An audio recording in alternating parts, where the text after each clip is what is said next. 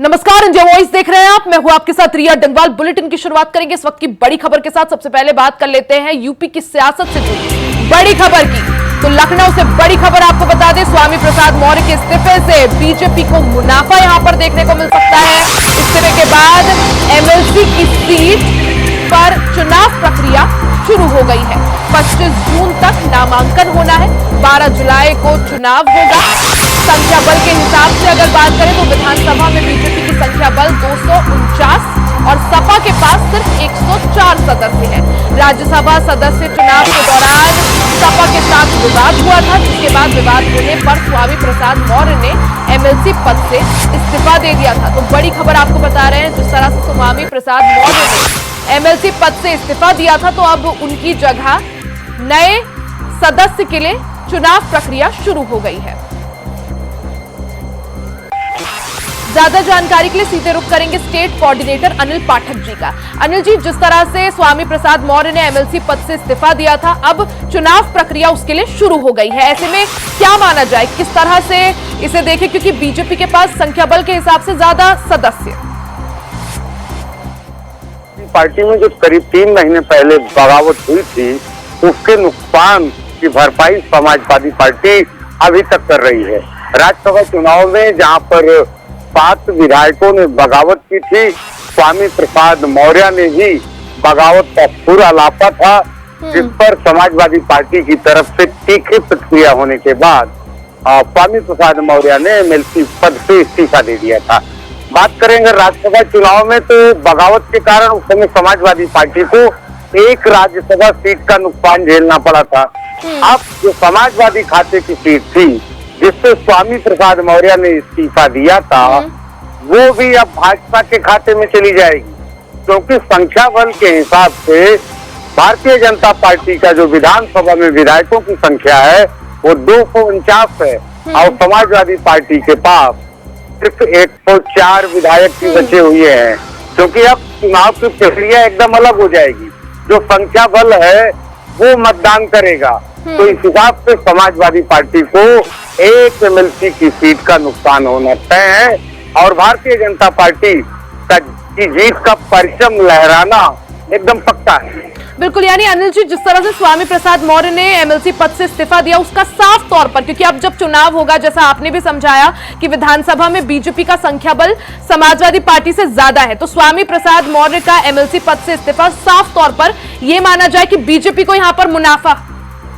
हाँ, बेशक प्रिया जी, राज्यसभा चुनाव में भी भारतीय जनता पार्टी का एक निर्दल प्रत्याशी संजय सेठ संभवतः चुनाव जीत गए थे समाजवादी पार्टी में बगावत की वजह से। अब जो है फिर लॉटरी लगने वाली है विधान परिषद सदस्य के तौर पर भारतीय जनता पार्टी की। फिलहाल अभी तक भारतीय जनता पार्टी ने अपना प्रत्याशी घोषित नहीं किया है। चयन की प्रक्रिया मंथन चल रहा है कि आखिर किसे स्वामी प्रसाद मौर्य की जो सीट खाली है उस पर एमएलसी का प्रत्याशी बनाया जाए। अनिल जी, जो एक सीट खाली हुई है, 25 जून तक उसमें नामांकन होना है, 12 जुलाई को चुनाव होगा, और जैसा आपने कहा, हालांकि भारतीय जनता पार्टी ने अब तक अपने प्रत्याशी के नाम का ऐलान नहीं किया है। क्या माना जाए अनिल जी, किसका नाम यहाँ पर चर्चाओं में, किसको एमएलसी भेज सकती है बीजेपी? देखिए, भारतीय जनता पार्टी में मुझे जो लगता है, अभी हाल में चुनाव हुए हैं, संगठनात्मक दिख से बहुत सारे ऐसे चेहरे हैं कि जिन्होंने बेहतर भी काम किया है, लेकिन कुछ ऐसे चेहरे हैं कि जहां नाकामी भी मिली है। उत्तर प्रदेश के ही कुछ चेहरे हैं जो मध्य प्रदेश में प्रभारी थे, राजस्थान में प्रभारी थे और तमाम जगहों पे प्रभारी बनाए गए थे, उनको भी मौका यहाँ पर मिल सकता है। फिलहाल नामों की तो लंबी फेहरिस्त है भारतीय जनता पार्टी में, क्योंकि भारतीय जनता पार्टी बिल्कुल, यानी एमएलसी पद के लिए 12 जुलाई को यहाँ पर चुनाव होगा और स्वामी प्रसाद मौर्य के इस्तीफे के बाद जो सीट एक एमएलसी की खाली हुई है, उसमें साफ तौर पर संख्या बल के लिहाज से फायदा यहाँ पर बीजेपी को होता हुआ। हालांकि बीजेपी किसको अब चुनकर एमएलसी भेजती है, इसके लिए यहाँ पर सभी को, विधान परिषद बीजेपी किसको भेजती है, इसके लिए सभी को इंतजार। अनिल जी, बहुत बहुत शुक्रिया आपका जानकारी के लिए। वहीं अयोध्या से बड़ी खबर, इंडिया वॉइस की खबर का असर हुआ। व्यवस्थाओं का निरीक्षण करने अयोध्या के मेयर पहुंचे। सभी प्याऊ को मेयर ने जायजा लिया। खराब पड़े प्याऊ ठीक कराए गए। मेयर के साथ इंडिया वॉइस की पूरी टीम मौके पर मौजूद रही। बीते दिन इंडिया वॉइस ने बढ़ चढ़कर इस खबर को चलाया था, जिसमें अयोध्या में चौक चौराहों पर लगे प्याऊ ठीक नहीं पाए गए, उनकी व्यवस्था खराब पाई गई, उनमें पानी नहीं आ रहा था, बेहाल उनकी स्थिति दिखी, जिसके बाद इंडिया वॉइस ने खबर चलाई, मेयर ने इस मामले का संज्ञान लिया और आज आपको तस्वीरें दिखा रहे हैं। ये आज सुबह की तस्वीरें हैं जब जो अयोध्या के मेयर हैं गिरीश त्रिपाठी, वो इंडिया वॉइस की टीम के साथ उन्होंने अयोध्या में ग्राउंड जीरो पर पहुंचकर एक एक प्याऊ की व्यवस्था जांची। ज्यादा जानकारी के लिए सीधे रुख कर लेते हैं संवाददाता विनय मिश्रा का, जो अयोध्या से लाइव जुड़ गए हैं। विनय, जिस तरह से इंडिया वॉइस की खबर का असर देखने को मिला, अयोध्या के मेयर गिरीश त्रिपाठी वो मौके पर आपके साथ पहुंचे, आज सुबह ही आपने पूरी कवरेज हमें दिखाई किस तरह से एक एक प्याऊ पर जाकर उन्होंने व्यवस्थाएं जांची। अब अगर बात करें तो अयोध्या की जनता के लिए या जो बाहर से जो लोग अयोध्या पहुंच रहे हैं, ऐसे में किस तरह से व्यवस्थाएं?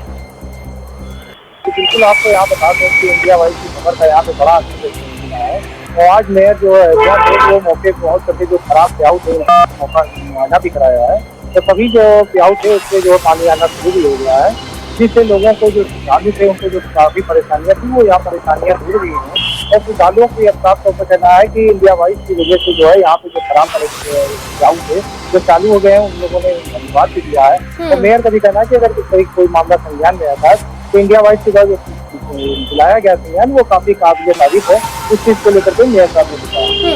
विनय, जिस तरह से कल आप ग्राउंड जीरो पर मौजूद थे, आपने सभी प्याऊ का हाल जो है वो जांचा, उनमें पानी नहीं आ रहा था, आज जब आप फिर से मेयर साहब के साथ गए तो सभी जो प्याऊ थे वो ठीक हो गए। यहाँ पर मेयर का क्या कुछ कहना था, उनकी तरफ से क्या कुछ कहा गया, क्या वजह बताई गई कि आखिर क्यों कल तक जो प्याऊ खराब थे आज वो अब ठीक हुए?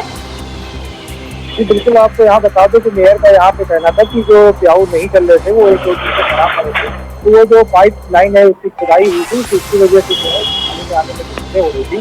तो जल निगम के जो अधिकारियों उनको राज्य ने निर्देशित किया कि तत्काल प्रभाव इसको ठीक कराया जाए, क्योंकि आने वाले किसानों को जो है काफी दिक्कतों का सामना करना पड़ता है। और मेयर के सख्त रवैये के चलते जो नगर निगम के अधिकारियों ने जो रातों रात उसको जो है ठीक करा दिया है और वो सुचारू रूप से चलना शुरू किया है। लेकिन वही विद्यालयों का ये भी कहना है कि पानी तो आना शुरू हो गया, लेकिन जो टेम्परेचर है 45 के करीब में, उसमें जो है पानी जो है यहाँ पे ठंडे पानी की व्यवस्था होनी चाहिए। इस मामले को भी संज्ञान में मेयर के लाया जाएगा, क्योंकि वाटर कूलर कई जगह लगे हुए हैं, उसमें जो है पानी ठंडे की व्यवस्था होनी चाहिए।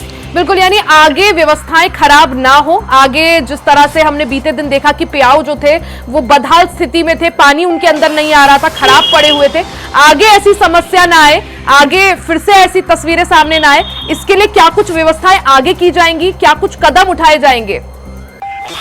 मेयर के द्वारा कहना है कि 24 आवर्स के लिए जो है टीम भी गठित कर रही है कि कहीं भी कोई तरीके की तो उसको तत्काल प्रभाव से ठीक कराया जाना चाहिए। अब इस तरीके की खराबी दोबारा नहीं आएगी, इसका आश्वासन जो है उन्होंने इंडिया वाइज को दिया है। बिल्कुल, यानी पूरी तरह से यहाँ पर जो मेयर हैं गिरीश त्रिपाठी वो मौके पर आज आपके साथ और इंडिया वॉइस की पूरी टीम के साथ पहुंचे, उन्होंने सभी प्याऊ की स्थितियां जांची और अब आगे ऐसी परेशानी ना हो उसका उन्होंने यहाँ पर आश्वासन दिया है। विनय, बहुत बहुत शुक्रिया आपका जानकारी के लिए। तो वहीं लखनऊ से आपको बड़ी खबर बता दें, गौ संरक्षण पर योगी सरकार की खास नजर है। 44 गौ संरक्षण केंद्रों के निर्माण और विकास पर सीएम योगी का फोकस है। कुल 15 जिलों में 44 गौ संरक्षण केंद्रों का विकास होगा। बरेली, आगरा, मथुरा में बनेंगे गौ संरक्षण केंद्र। पशुपालन विभाग द्वारा इसकी तैयारी कर दी गई है। तो उत्तर प्रदेश के विकास का खाका खींच रही योगी सरकार प्रदेश में गौवंश संरक्षण के लिए भी प्रतिबद्ध है। प्रदेश में गौवंश संरक्षण के लिए सीएम योगी की मंशा के अनुरूप कई कोशिशें की जा रही है। अब इसी कड़ी में प्रदेश के कई जिलों में 44 गौ संरक्षण केंद्रों के निर्माण और विकास का रास्ता तैयार किया गया है। इस क्रम में प्रदेश सरकार द्वारा पशुधन विभाग को आदेश जारी किया गया है। 15 जिलों में गौ संरक्षण केंद्रों के निर्माण और विकास को सुनिश्चित किया जाएगा। इस प्रक्रिया के अंतर्गत हर एक गौ संरक्षण केंद्रों और 12,000 हर एक गौ संरक्षण केंद्र को 12,000 रुपए की धनराशि व्यय से निर्मित और विकसित किया जाएगा। इस क्रम में बरेली के अनिरुद्धपुर और मऊचंदपुर, सिकोड़ा, अंबरपुर और करतौली समेत कई सारे ऐसे क्षेत्र हैं जहां पर गौ संरक्षण केंद्रों का निर्माण और विकास किया जाएगा। इसी प्रकार उन्नाव में भी तौरा, टिकरा, सामद और छुलामऊ में गौ संरक्षण केंद्रों का निर्माण और विकास किया जाएगा। ज्यादा जानकारी के लिए सीधे रुख कर लेते हैं ब्यूरो चीफ प्रियम पाठक का। प्रियम पाठक, जिस तरह से मुख्यमंत्री योगी आदित्यनाथ का गौसेवा के प्रति जो प्यार है वो किसी से छिपा नहीं है, ऐसे में उत्तर प्रदेश में विकास आगे होता रहे, साथ ही गौ सेवा भी की जा सके और गायों को संरक्षण दिया जा सके, उसके लिए एक नया रोड मैप या एक नया एक्शन प्लान यहां पर तैयार हो गया है।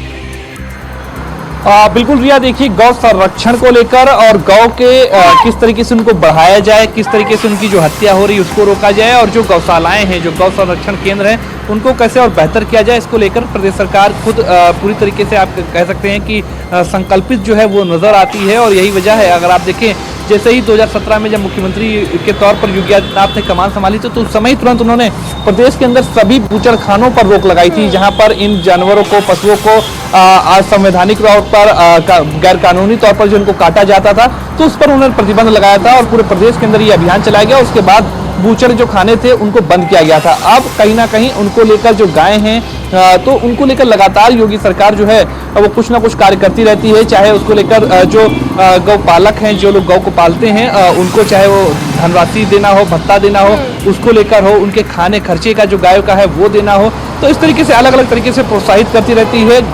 जो गौशालाएं हैं उनको लेकर हो, खुद सीएम योगी आदित्यनाथ कई बार गौशालाओं का निरीक्षण कर चुके हैं, वो वहां पर जाते हैं। गोरखपुर वो जब जाते हैं तब वहां पर मंदिर में जो गौशाला है, हमेशा हमने देखा तस्वीरें आती हैं कि वो किस तरीके से जो गाय हैं उनके पास जाते हैं, बच्चों से गाय के जो है वो खेलते हुए नजर आते हैं और उनके चेहरे पर जो एक अलग मुस्कान है वो साफ तौर पर देखने को मिलती है। और ये कहीं ना कहीं उनकी प्राथमिकताओं में है कि गायों को जो है वो संरक्षण दिया जाए। और इसीलिए अगर आप देखें तो आप प्रदेश सरकार ने फैसला किया है कि 5.28 लाख रुपए की कीमत से जो प्रदेश के अंदर 44 गौ संरक्षण केंद्र हैं उनका कायाकल्प किया जाएगा, उनको और बेहतर किया जाएगा, ताकि वहां पर जो गायें हैं, जो रह रही गायें हैं या और जिन गायों को रखना है तो उनको बेहतर वहां पर सुविधाएं मिलें, उनको आरामदेह वहां पर सभी चीजें मिलें, उनके रहने का जो हो वो प्रतिबंध बेहतर तरीके से हो। क्योंकि मौसम भी अगर आप देखें तो बहुत गर्मी भी होती है, तो ऐसे में टीन शेड पड़ा हुआ हो, यानी कि छांव में उनको रहने को हो, खाने के लिए बेहतर उनको भूसा और अन्य जो चीजें उनको आवश्यक होती हैं वो उनको समय से मिल सके।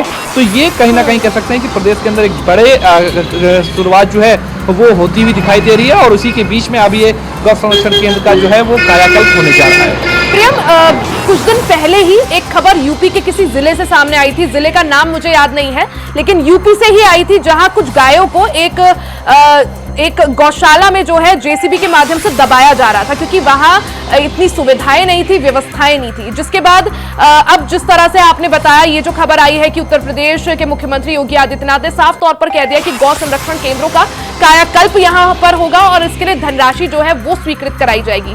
क्या इन दोनों खबरों को जोड़कर देखा जा सकता है, उस खबर का आना, उसके बाद एकदम ये निर्देश देना कि कई सारी जो गौशालाएं हैं, 44 गौशालाएं जो यूपी में चलाई जा रही हैं, उनका गौ संरक्षण केंद्रों का कायाकल्प होगा, बेहतर व्यवस्थाएं दी जाएंगी? रिया, देखिए 2017 के पहले अगर गौशालाओं की स्थिति को आप देखें और अगर आपने उत्तर प्रदेश में गौशालाओं को देखा हो 2017 के पहले, तो काफी हद तक आपको देखने को मिलेगा कि वहां पर जो है वो कोई भी व्यवस्था जो थी वो नहीं दिखाई देती थी और काफी दयनीय स्थितियां जो है वो नजर आती थी। गाँव के लिए जो है गायों के लिए वहां पर भूसा नहीं होता था, खाने के लिए यानी जो चीजें होती हैं वो नहीं होती थी, या उनकी रहने के लिए जो और अन्य आवश्यक चीजें हैं जो तो वो भी उनको वहां पर नहीं मुहैया हो पाती थी। लेकिन 2017 के बाद से आप देखिए तो बड़े पैमाने पर इसको लेकर काम किया गया है, चाहे वो चारे को लेकर हो गाय के, चूंकि उसको लेकर जो लोग गौ को पालते हैं उनको प्रोत्साहित भत्ते के तौर पर जो सरकार की तरफ से आर्थिक रूप से मदद की जा रही है। इसके अलावा अन्य जो सुविधाएं हैं वो आप देखें तो लगातार बढ़ाई गई, गौशालाओं को बेहतर किया गया है, वहां पर स्टाफ की जो कमी थी उनको पूरा किया गया है और अन्य सुविधाएं देने के प्रयास जो है वो किए जा रहे हैं। बड़े पैमाने में जो संख्या अगर आप देखें गौशालाओं में भी तो गाय में काफी इजाफा हुआ है। और जो आपने जिक्र किया कि पिछले दिनों जो एक तस्वीर आई थी उसकी खबर भी हमने चलाई थी, बाकायदा वो तस्वीर भी देखने को मिली थी, तो कहीं ना कहीं लगातार सीएम योगी का गौशालाओं को लेकर, गायों को लेकर जो है वो कहीं ना कहीं कार्य करने का जो मनोबल है वो देखने को लगातार मिलता रहता है। और वो कहीं ना कहीं कह सकते हैं कि उस घटना के बाद भी कहीं ना कहीं साफ तौर पर मुख्यमंत्री कार्यालय से संज्ञान उसका लिया गया था और उसके बाद व्यवस्थाओं को बेहतर करने के निर्देश जारी किए गए थे। अब सीएम योगी आदित्यनाथ ने खुद ये भी फैसला किया है कि प्रदेश के अंदर जो अलग अलग जिलों में 44 गौशाला केंद्र बने हुए हैं उनका जीर्णोद्धार किया जाए, उनका कायाकल्प किया जाए और उनमें जो मूलभूत सुविधाओं की आवश्यकता है उनको और वहां पर बेहतर किया जाए। और उसको लेकर बाकायदा 5.28 लाख रुपए के जो धनराशि है उसकी भी स्वीकृति जो है वो सरकार की तरफ से दे दी गई है।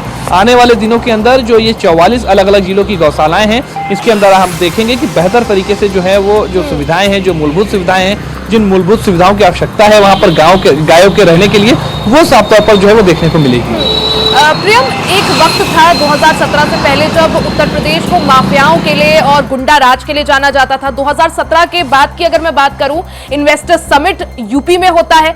उसके बाद अगर विकास की बात करें तो जैसे अयोध्या में काम हुआ, और भी कई सारे क्षेत्र हैं यूपी में। साथ ही जिस तरह से लॉ एंड ऑर्डर की जो स्थिति आई, जो गुंडे हैं, माफिया हैं, उनके खिलाफ जिस तरह से कार्रवाई हुई, और एक तरफ गौ संरक्षण केंद्र के लिए जिस तरह से गौ संरक्षण केंद्रों के लिए काम हुआ। अगर यूपी में विकास की गाथा की बात करें तो क्या यही वजह कि मुख्यमंत्री योगी आदित्यनाथ ने जब से यूपी में कमान संभाली है, और जिस तरह से योगी मॉडल ऑफ गवर्नेंस, एक वक्त था हमने प्रधानमंत्री नरेंद्र मोदी का गुजरात मॉडल सुना था, और अब हम देखते हैं जब भी कहीं प्रचार प्रसार के लिए बीजेपी की तरफ से कोई जाता है तो योगी मॉडल ऑफ गवर्नेंस की बात जरूर होती है। रिया, देखिए, बिल्कुल 2017 से पहले योगी आदित्यनाथ को केवल एक सांसद के तौर पर जाना जाता था। हालांकि तब भी वो फायर ब्रांड नेता के तौर पर जाने जाते थे, क्योंकि उनके वक्तव्य इस तरीके के होते थे, हिंदुत्ववादी छवि के नेता के तौर पर थे। लेकिन जब से मुख्यमंत्री के पद की कमान संभाली है, उसके बाद से हमने तस्वीर देखा है, उत्तर प्रदेश की भी तस्वीर बदली है, इसके अलावा योगी आदित्यनाथ की भी तस्वीर बदली है, और कहीं ना कहीं अब वो पूरी तरीके से आप देखें राष्ट्रीय स्तर पर जा चुके हैं। चाहे हमने देखा बिहार में चुनाव प्रचार रहा हो, चाहे फिर वो कर्नाटक में रहा हो, पश्चिम बंगाल में रहा हो, यानी किसी भी राज्य में रहा, सब जगह पर उनकी डिमांड आती है। और डिमांड की वजह यह है कि बतौर मुख्यमंत्री उन्होंने जो कार्य किए हैं, चाहे वो कानून व्यवस्था को लेकर हो, चाहे वो विकास के मुद्दों को लेकर हो, या फिर धरातल पर जो मूलभूत सुविधाओं की आवश्यकता थी प्रदेश को, उनको लेकर हो, इन्वेस्टर समिट को लेकर हो, विदेश से निवेश लाना हो, देश के अलग अलग बड़े बड़े उद्योगपतियों को उत्तर प्रदेश में लाना हो, और उस निवेश को केवल लाने का केवल जिम्मेदारी नहीं बल्कि उसको धरातल पर उतारना हो, यानी कि ग्राउंड ब्रेकिंग सेरेमनी भी जो है यहाँ पर सरकार की तरफ से कई करी गई।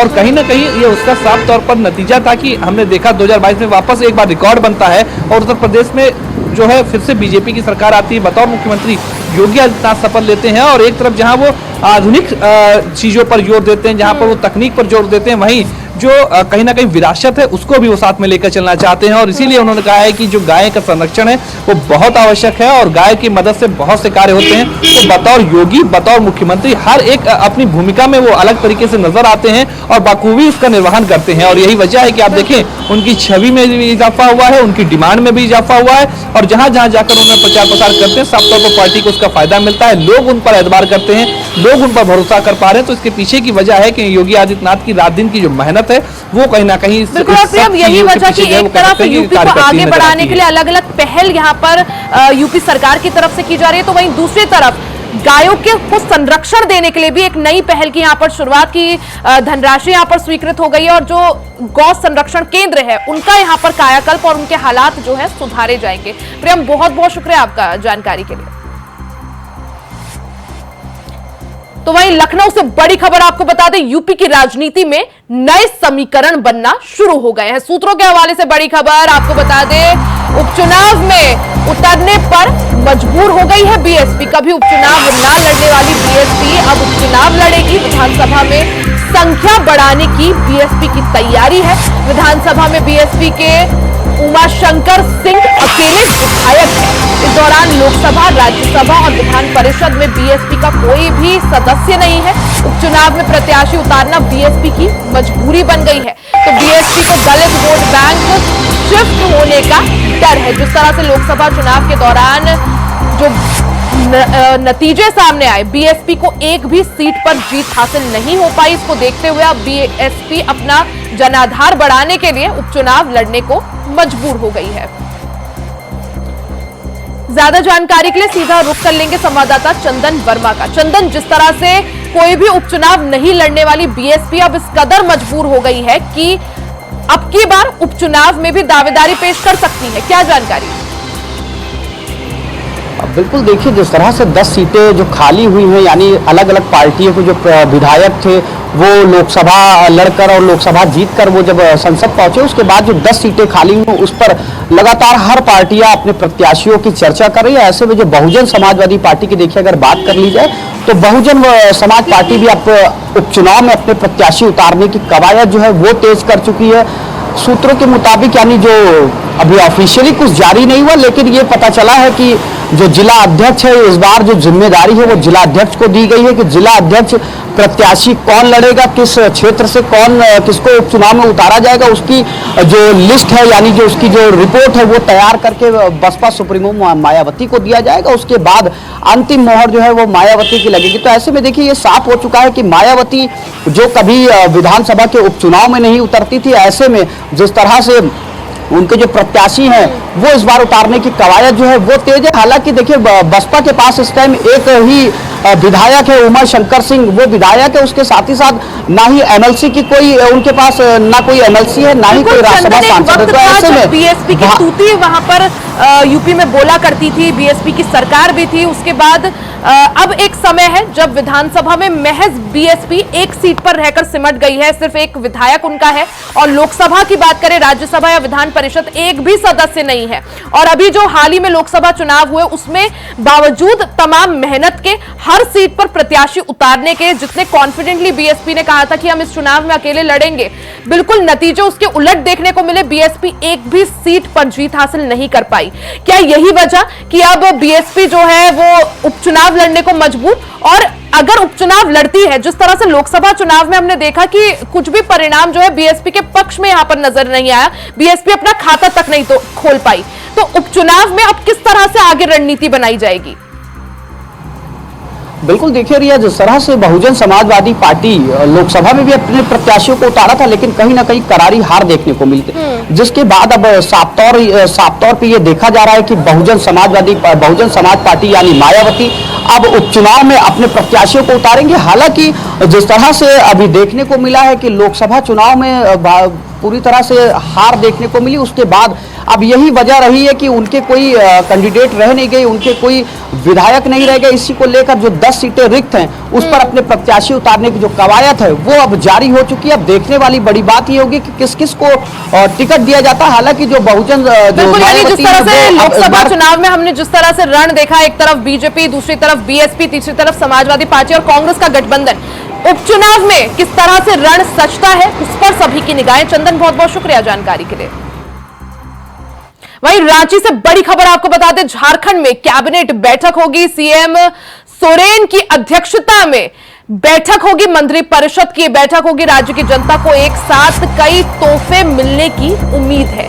तो सीएम चंपई सोरेन जातिगत सर्वेक्षण पर फैसला ले सकते हैं, साथ ही कृषि ऊर्जा के साथ साथ कई योजनाओं को भी इस दौरान मंजूरी मिल सकती है। तो बड़ी खबर आपको बता दें, रांची से बड़ी खबर, सीएम चंपई सोरेन की अध्यक्षता में आज कैबिनेट की बैठक होगी। सीएम चंपई सोरेन की अध्यक्षता में आज मंत्रिपरिषद की बैठक होने वाली है। राज्य की जनता को एक साथ कई तोहफे मिलने की उम्मीद है। सीधा रुख कर लेते हैं संवाददाता अजय पांडे का, जो रांची से हमारे साथ लाइव जुड़ गए हैं। अजय, जिस तरह से झारखंड में भी साल के अंत में चुनाव होने हैं, उससे पहले जिस तरह से अब सरगर्मी पूरी तरह से तेज हो गई है, क्योंकि झारखंड में कैबिनेट बैठक होनी है, सीएम चंपई सोरेन बैठक की अध्यक्षता करेंगे। क्या माना जाए, क्या कुछ बड़े फैसले यहां पर लेने की उम्मीद, किन किन प्रस्तावों पर मुहर लग सकती है? पहली बार बैठक आज चंपई सोरेन करेंगे। निश्चित रूप से आज का जो कैबिनेट बैठक है राज्य के लिए सबसे महत्वपूर्ण कानून है। जैसा कि कल उन्होंने चंपई सोरेन इस प्रकार से राज्य में बिहार के तर्ज पर जाति जनगणना करने की मुहर लगाई है, वैसे मुझे लगता है कि आज की कैबिनेट की बैठक में राज्य में जाति जनगणना को लेकर के आज मुहर लग सकती है। इसके अलावा आप देख सकते हैं कि चूंकि विधानसभा चुनाव में कई मुआवन योजनाओं की आज घोषणा हो सकती, कई योजनाएं जिससे हो सकती है, जिससे जल के एनर्जी के तहत और तमाम बिजली को लेकर के जिस प्रकार से मुख्यमंत्री ने 125 यूनिट फ्री देने का जो वादा किया था, अब इससे बढ़ा करके 200 यूनिट दी जाएगी। जिस प्रकार से आप देख सकते थे कि पिछले मुख्यमंत्री ने 25,000 ऋण माफी को लेकर किसानों को लेकर के घोषणा की थी और कई लोगों को लाभ मिला। आज भी मुझे लगता है कि इसकी अवधि बढ़ा जाएगी, यानी अब जो किसानों की जो ऋण माफी होगी वो 2 लाख से अधिक होगी।